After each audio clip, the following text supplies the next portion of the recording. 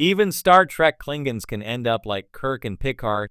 Star Trek Lower Decks shows how even Klingons can share an unhappy fate that befell Captain James T. Kirk, William Shatner, and Admiral Jean-Luc Picard, Patrick Stewart. In its fifth and final season on Paramount+, Star Trek Lower Decks sees the USS Cerritos investigating quantum fissures in space that lead to alternate Star Trek timelines.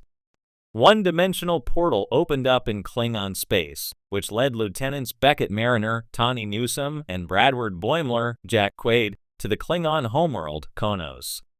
Star Trek movies and TV shows are mainly about Starfleet officers seeking out strange new worlds and meeting new life forms, as well as representing the United Federation of Planets in an increasingly complicated galaxy. However, Star Trek also tells stories about what happens to characters at the end of their Starfleet careers or circumstances where they are forced to leave Starfleet. But it's not often that Star Trek shows what happens to Klingons who fall out of favor with the Klingon Defense Forces. Star Trek Lower Decks Season 5, Episode 4, A Farewell to Farms, centers on Ma John Curry, a former Klingon lower decker turned captain who has since been forced to retire from the Klingon Defense Forces in disgrace. A dejected Ma returned to his family's Targ farm on Konos, where he lives with his brother, Maller Sam Witwer. Ma has given up on his dream of being a captain after he killed his corrupt superior officer in Star Trek Lower Decks Season 2, Episode 9, Wage Dudge. Luckily, Ma befriended L.T. Beckett Mariner at the end of Star Trek Lower Decks Season 4. With L.T. Brad Boimler along to provide his expertise on Klingon culture, Ma Maller and the two USS Cerritos lieutenants managed to complete the torturous Klingon rituals necessary to restore Ma's command and honor. Star Trek Lower Decks delivers a fascinating deep dive into what happens when a Klingon is forced to retire before his time, and Ma's predicament has parallels to Captain Kirk and Admiral Picard's retirements. Neither Captain Kirk nor Admiral Picard found peace in retirement. Kirk stepped away from Starfleet after the events of Star Trek, the motion picture. Jim moved into a mountain cabin and found a new love named Antonia.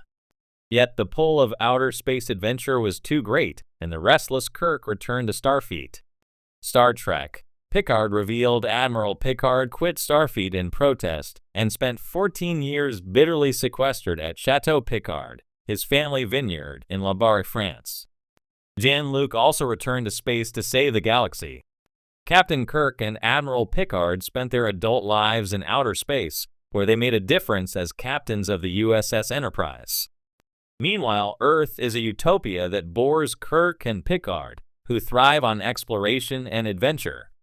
For her part, Admiral Catherine Janeway, Kate Mulgrew, chose to retire to an Indiana farm at the end of Star Trek Prodigy Season 2, but Janeway was called back to action. However, retirement seemed to suit Janeway, at least for the short time she got to enjoy it. The Klingon Empire is structured very differently from the Federation, with a Chancellor, High Council, and various great houses jockeying for power and influence, but it is still a bureaucracy. The Klingons have rigid codes of conduct and harsher rules than Starfleet, and powerful Klingons can hold the fates of lower-ranked officers like Ma of Star Trek Lower Decks in their hands.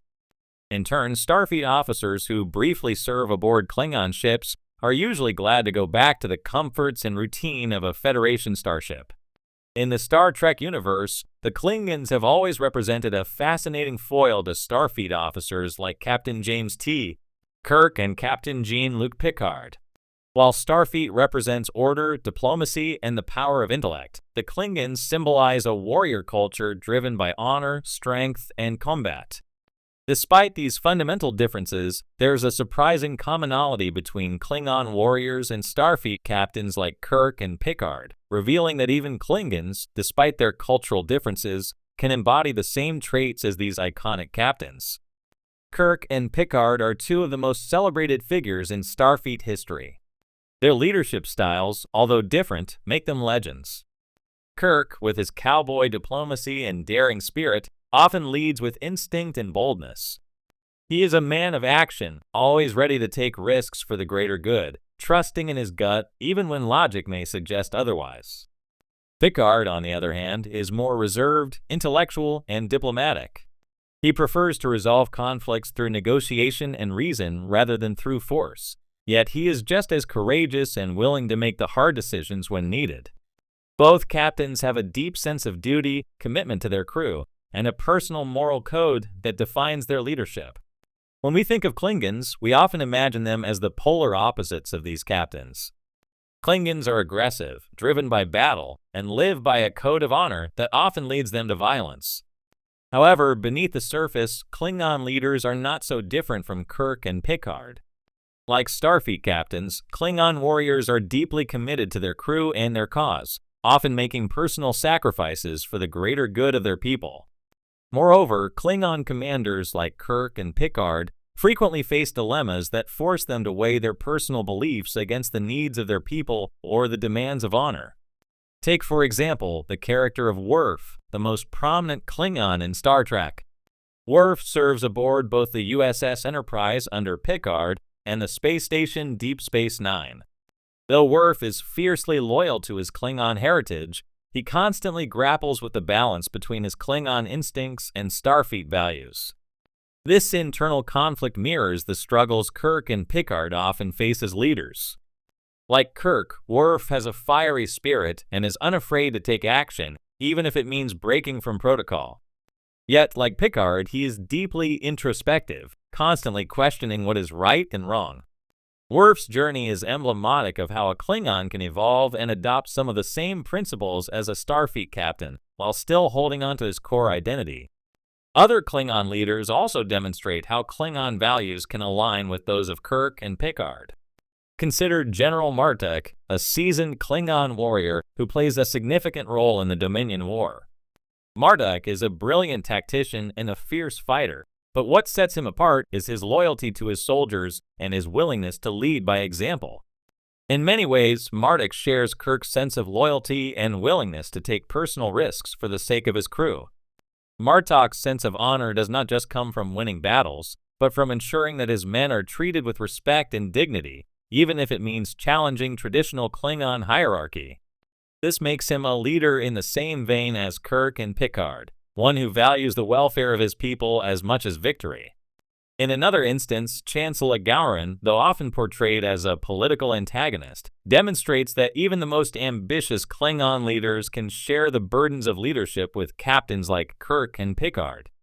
Gowron's rise to power is fraught with political intrigue, yet like Picard, he understands the complexities of leadership, including the necessity of diplomacy and strategy. While Gowron is more ruthless than either Kirk or Picard, his actions are often driven by the same motivations, the desire to protect his people and uphold the values of the Klingon Empire. Like Picard, he navigates the intricate web of politics with cunning, though his methods are far more brutal. Ultimately, the core similarities between Starfleet captains and Klingon leaders arise from the responsibilities they shoulder. Both are tasked with leading people through difficult circumstances, making decisions that impact the lives of many, and upholding their respective moral codes. Whether it's Kirk's instinctual leadership, Picard's intellectual diplomacy, or a Klingon's adherence to honor, the burden of command forces these leaders to grow in similar ways. While their methods may differ, the essence of what it means to lead remains the same. Both Starfleet captains and Klingon commanders are ultimately striving for something greater than themselves: the survival and prosperity of their people, the preservation of their values, and the honor of their roles as leaders. It is this shared burden that reveals the surprising truth. Even Klingons can end up embodying the same traits that make Kirk and Picard legendary.